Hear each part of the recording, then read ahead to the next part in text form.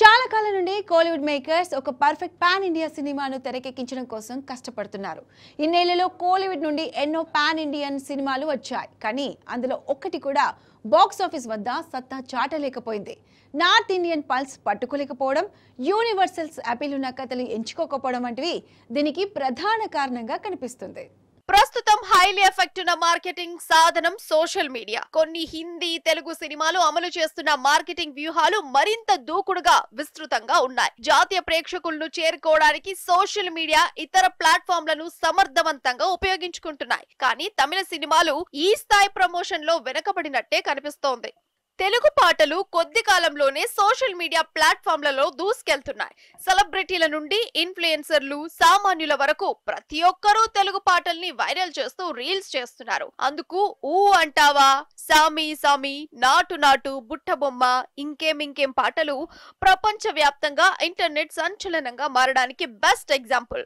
Looks, dialogues కూడా marketing material గా దూసుకెళ్లాయి. Pushpa the rice తన డైలాగ్ తో పెద్ద సంచలనం సృష్టించింది. పుష్ప అంటే ఫ్లవర్ అనుకుంటారా, ఫైర్ అంటూ అల్లు అర్జున్ రూపాన్ని క్రికెటర్లు రవీంద్ర జడేజా, డేవిడ్ వార్నర్లతో సహా చాలా మంది అనుకరించారు.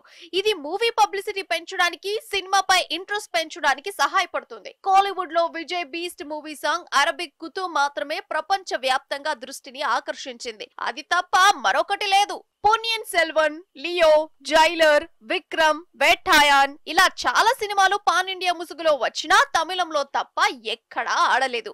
ఈ సినిమాలకి 1000 కోట్లు కలెక్షన్లు కాదు కదా, 500 కోట్లే రాబట్టలేకపోయాయి. రీసెంట్ గా వచ్చిన కంగువా పరిస్థితి మరీ దారుణంగా ఉంది. బాలీవుడ్ యాక్టర్ బాబీ డియోల్ ని విలన్ గా తీసుకొచ్చారు. భారీ బడ్జెట్ తో తెరకెక్కించారు. కానీ ఈ మూవీ అక్కడి ప్రేక్షకులతో పాటు ఇతర భాషల ప్రేక్షకుల్ని మెప్పించలేకపోయింది.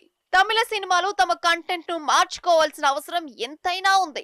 యూనివర్సల్ సబ్జెక్ట్ తో, తమిళ నెటివిటీతో కాకుండా అన్ని భాషల ప్రేక్షకుల్ని దృష్టిలో పెట్టుకొని సినిమా తీస్తే పాన్ ఇండియా రేంజ్ లో తమిళ మూవీ సక్సెస్ కావచ్చు అనేది సినీ ఎక్స్పర్ట్ టాక్స్. మొత్తానికి తమిళ సినిమా సవాళ్ళని అధిగమించి పాన్ ఇండియా రేస్ లో తన స్థానాన్ని ఎప్పుడు నిలబెట్టుకుంటుందో లెట్స్ వెయిట్ అండ్ వాచ్.